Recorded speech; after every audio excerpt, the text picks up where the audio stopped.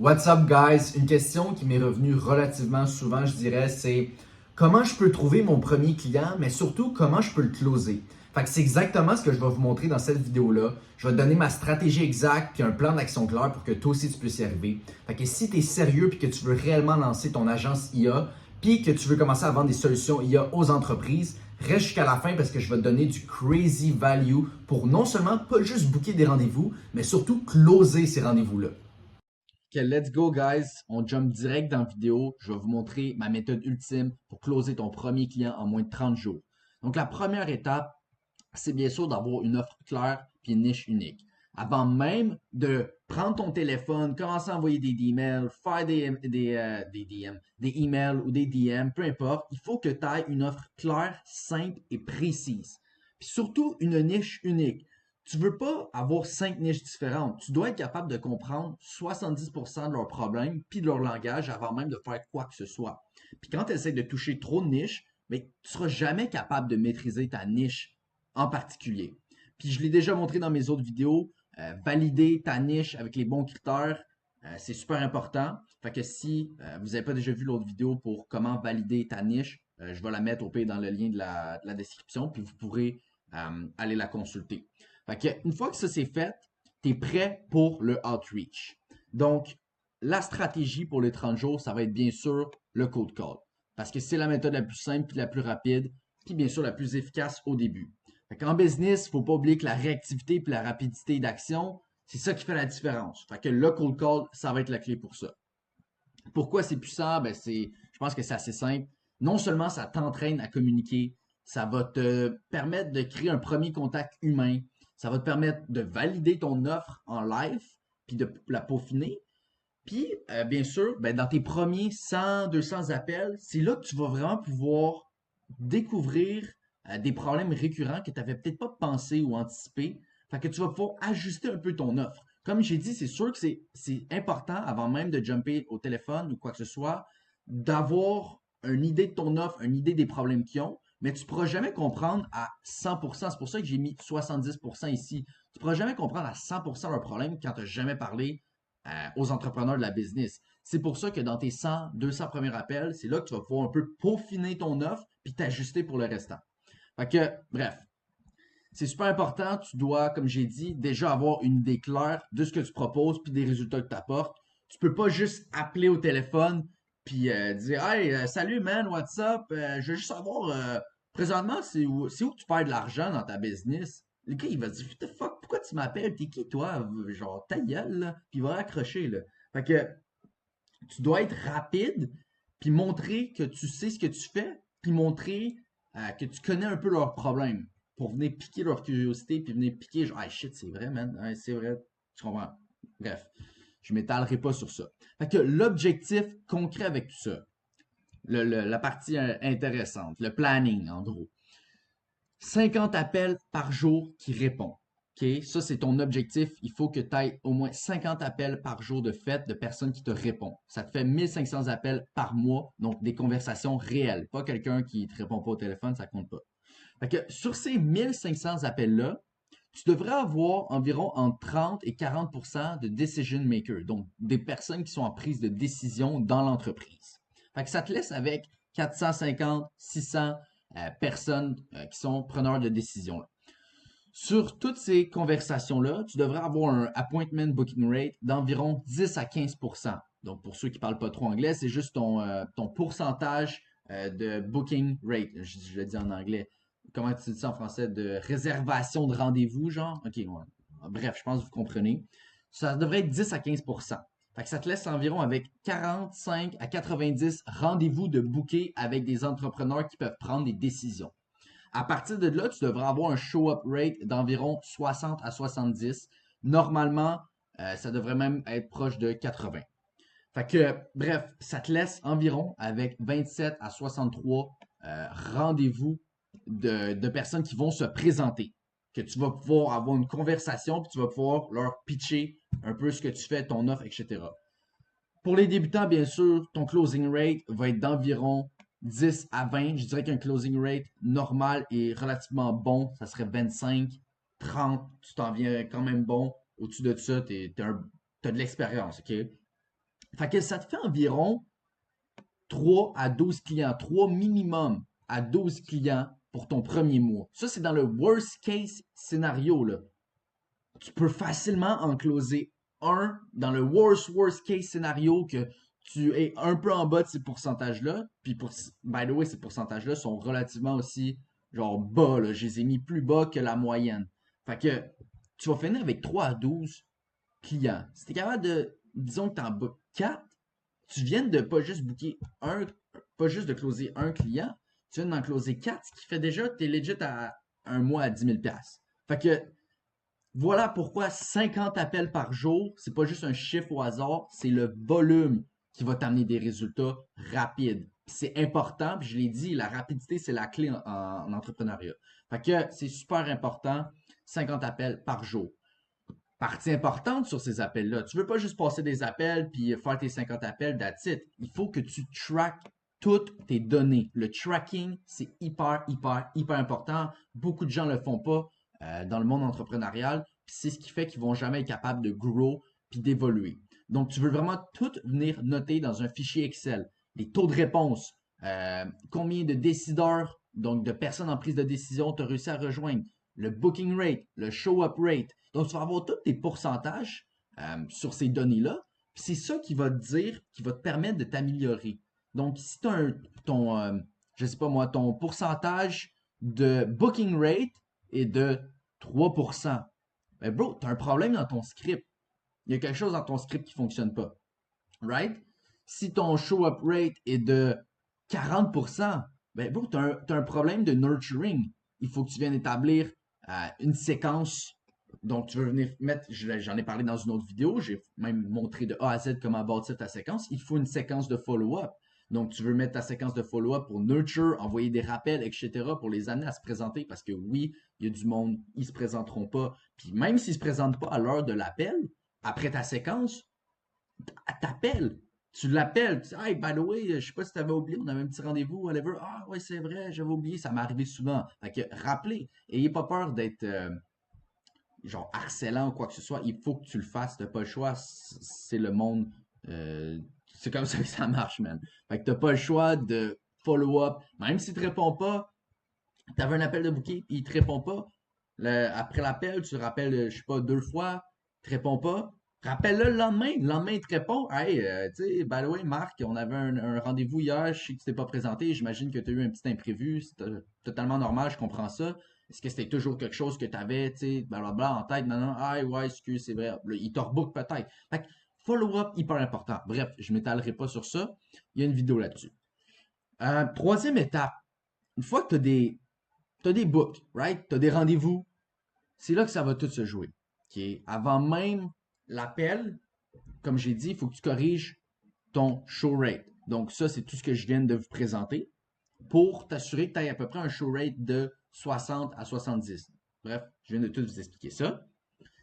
Sur ton appel de vente, attends-toi à faire des erreurs, c'est normal, man. C'est tes premiers appels, tu vas probablement pas les closer. Les 3 premiers, les 4 premiers, tu vas probablement pas les closer, mais c'est là que tu vas apprendre le plus. Puis record tes appels de vente parce qu'il faut que tu les réécoutes par après. Puis là, tu vas comprendre, hey shit, là j'ai merdé, là j'ai pas bien fait ça. C'est ça qui va te permettre de te peaufiner pour les prochains, puis de savoir exactement où est-ce que tu as chié dans l'appel, puis qu'est-ce qu'il faut que tu viennes changer. Fait que super important de les record puis de t'attendre à faire des erreurs puis pas closer les premiers parce que c'est là que tu vas apprendre en faisant des erreurs. Autre chose super important avant l'appel, c'est de venir te préparer. Fait que aie un contrat déjà prêt, que comme ça tu peux juste changer le nom rapidement sur l'appel, puis aie ton lien de paiement déjà configuré parce que le but c'est de closer sur l'appel, pas après parce que s'il est intéressé sur l'appel, il est chaud, c'est live up. C'est pas dans 2 jours, hey, by the way, j'ai fini le contrat, voici le lien de l'appel. Non, c'est live up sur l'appel, c'est le best, tu peux pas faire mieux. Fait que ça, c'est un peu genre, basically, ce que tu as à faire avant l'appel, puis comment maximiser ton show-up rate. Maintenant, partie importante, la structure d'un appel de vente. Ça, c'est crazy value que je vous donne live. Fait que écoute tes oreilles. Le monde, il paye même des milliers de dollars pour juste avoir une bonne structure d'un appel de vente. Écoute ça. Premièrement, dans un appel de vente, tu as le démarrage de l'appel. Donc, le rapport rapide. Hey, salut, non, tu m'entends. Oups, je suis un peu mon crayon. Tu m'entends bien? Yes, ok, perfect. Tu me vois bien, tu m'entends bien? Yes, perfect. Quand ça va aujourd'hui? Super. Ouais, t'appelles de quel coin? Ah, ok, cool. Moi, je suis de tel coin. That's it. Tu gardes ça cool, puis t'enchaînes direct. Tu veux pas commencer à dire, ah, il fait beau aujourd'hui, by the way. Non, non, non. T'as-tu fait du bateau en fin de semaine? Non, c'est encore calisse, bro. Si tu commences à gosser de même, le gars, il va pas te prendre au sérieux. Faut que tu montres que t'es un entrepreneur, t'es sérieux, puis direct t'enchaînes. Tu frames l'appel, tu prends le contrôle de l'appel. Super important de toujours avoir le contrôle dans l'appel. Fait que t'expliques que le but de l'appel, c'est de voir si vous êtes un bon fit pour travailler ensemble, qu'il n'y a aucune obligation dans cet appel-là, que c'est vraiment du free value, puis c'est juste pour explorer vraiment ce que vous pouvez faire, puis si tu peux l'aider, si tu peux pas, tu vas même le rediriger vers une solution qui est plus adaptée pour lui. Donc, juste framing de l'appel, super basic. Les trois parties les plus importantes d'un appel de vente, c'est là, OK? Les douleurs actuelles, identifier les vrais problèmes qui coûtent du temps, de l'argent ou des clients, venir bien creuser pour qu'ils ressentent en fait le poids de ces douleurs-là, puis qu'ils te les disent lui-même ce qu'il ressent présentement. Parce qu'il n'y a rien de plus vrai quand c'est la personne qui te le dit, elle ne peut pas se contredire sur ça après. Ensuite, vision idéale, ben, un peu leur faire imaginer c'est quoi, vers quoi ils veulent aller, c'est quoi les directions qu'ils veulent prendre, c'est quoi un peu leur situation désirée. Donc, tu fais un peu une projection claire, si ça marcherait, comment tu voudrais que ça ressemble, qu'est-ce que ça serait les résultats, si ça. Bref, vision idéale. Puis, bien sûr, la partie 3 c'est le coût de l'inaction. Fait que leur faire réaliser que s'il se passe rien, c'est quoi qui va arriver? Est-ce que ça a un impact sur leur vie? Est-ce que ça va faire en sorte que leur business va faire faillite? Est-ce que ça va faire en sorte ils vont être débordés, ils ont plus de temps avec leur famille, ils voient pas ses enfants? Bref, coup de l'inaction, créer de l'urgence à agir puis à venir changer ce qu'ils ont comme douleur présentement. Ensuite, tu fais une courte préqualification. Juste vérifier. Ça, c'est pas hyper important. Ben, en fait, la partie confirmer que c'est lui qui prend la décision, oui, là, mais de préférence, tu le sais déjà, euh, normalement, selon ton cold call ou whatever. Mais juste venir vérifier, as-tu déjà travaillé avec ce type de solution-là, type de service que tu apportes, confirmer que c'est lui qui prend bien les décisions, qu'il y a des partners, whatever. Parce que des fois, si tu le confirmes pas, il va peut-être dire, ouais, j'ai un autre partner. Mais là, tu veux pas faire tout ton pitch, puis qu'au final, il y a quelqu'un d'autre qui est en prise de décision. Tu vas peut-être dire, OK, ouais, tu aurais dû me le dire avant. Est-ce que ton partner est disponible maintenant? Comme ça, tu peux, il embarque sur le call avec vous autres aussi, puis vous faites tout checker ça, tout le monde en même temps, sans qu'à la fin, il va te dire, OK, ben, il faut que j'en parle à mon partner. Là, ça te met un peu dans une position. Fait que même si tu es capable de mettre ça au clair, peut-être au début de l'appel, en question du partner ou whatever, tu peux même le dire dans ton framing ou whatever, ok, dépendamment de comment tu veux faire ça. Puis, type de solution, ben, c'est juste pour te dire, exemple, s'il a déjà été brûlé par une solution similaire à la tienne, puis que ça n'a peut-être pas fonctionné comme qu'il voulait, puis juste un peu, tu peux comprendre, poser quelques questions pour comprendre qu'est-ce qui n'a pas fonctionné, puis toi, ça va t'aider de après ça dans ton pitch, en fait. Prochaine étape, la transition vers le pitch. Fait que ça, tu gardes ça relativement simple. Là, c'est juste un exemple que je vous donne. Mais tu peux dire quelque chose du genre, OK, ben avec tout ce que tu m'as dit, je pense réellement qu'on peut venir t'aider. Je vais te montrer exactement ce que notre système va venir t'apporter, ce qu'il va venir faire pour t'amener de problème, situation actuelle à situation désirée qui t'a dit. Ça, c'est un peu les choses. Ça, tu mets, tu sais, situation actuelle, etc., situation idéale, c'est les choses qui te dit que tu rementionnes, right? Comme ça, c'est clair dans sa tête, puis il comprend réellement que tu as la solution pour ce qu'il veut, parce qu'il t'a dit que c'est ça qu'il y avait des problèmes, puis ce qu'il voulait, right? Maintenant, ton pitch de vente. Fait qu'en gros, tu expliques clairement ton offre, ce que tu apportes. Tu prépares idéalement une petite démo visuelle, c'est toujours mieux, les gens sont relativement plus visuels. Donc, peut-être un petit PowerPoint, un Loom, un schéma, whatever. Euh, Bien sûr, tu insistes sur les résultats concrets que ça génère. Surtout si on est dans le domaine des agences, puis on vend à des business. Fait que, il faut que vraiment tu viennes détailler le plus possible dans ton système. C'est là que tu vas venir en fait détailler un peu plus ton système sans montrer tes lignes de code puis tes affaires, whatever. Tu veux quand même, tu veux pas rentrer là-dedans, tu veux juste expliquer clairement c'est quoi que ton système va faire, c'est quoi les résultats que ça va y apporter, puis comment tu vas venir corriger ce qu'il t'a mentionné plus tôt. Right? Basic. Ensuite, pré-objection puis test de confiance. Fait que les pré-objections, ça va être genre, est-ce que tu as des questions à ce sujet-là? Déjà là, est-ce que tu as des questions sur le système en tant que tel? Puis il va te dire, est-ce que ton système peut faire ça, ça, bref, tu réponds à ces questions.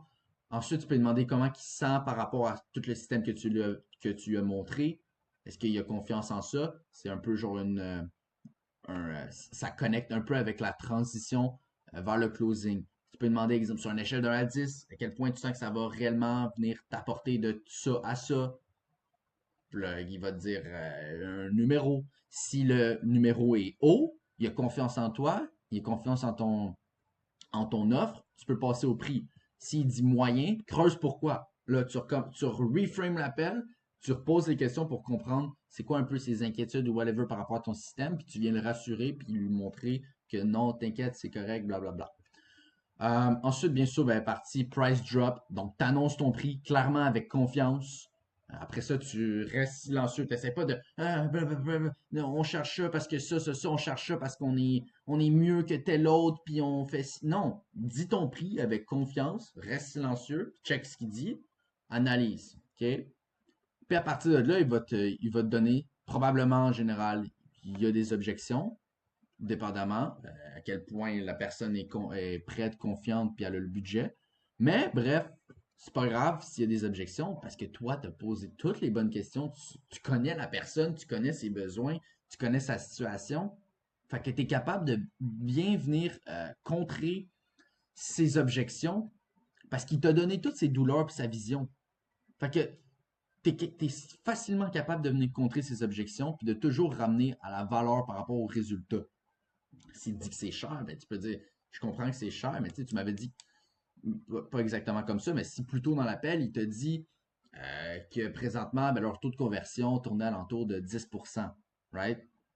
Ben, toi, tu vas venir jouer là-dessus. Si ton système va venir aider au niveau de la conversion, ben, tu vas venir jouer là-dessus. Oui, je comprends que notre offre, c'est un investissement conséquent. Je suis bien d'accord avec toi. Mais ça dépend par rapport à quoi tu le compares. Est-ce que c'est plus cher de rester dans ta situation actuelle que tu as un taux de conversion de 10% ou c'est plus cher d'investir un peu en toi pour venir doubler ton taux de conversion?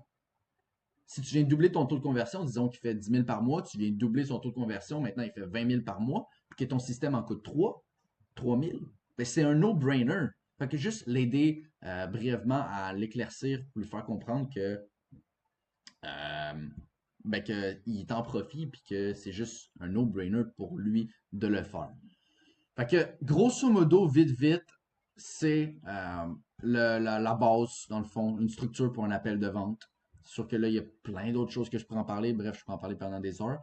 Mais le but d'après tout ça, c'est bien sûr de t'as un deal de close, t'encaisses ton argent, puis tu délivres le système. Là, je sais que les gens, il y en a souvent qui me disent « Ah, mais là, délivrer le système, je sais pas comment ça. » Relax, OK? Délivrer le système, c'est pas la partie qui est compliquée. La partie qui est compliquée, là, on t'a montré, c'est ça. Tout ce qu'on a vu ensemble, c'est ça qui est compliqué. OK? Spécialement, ça qui l'est encore plus. Pas délivrer ton système.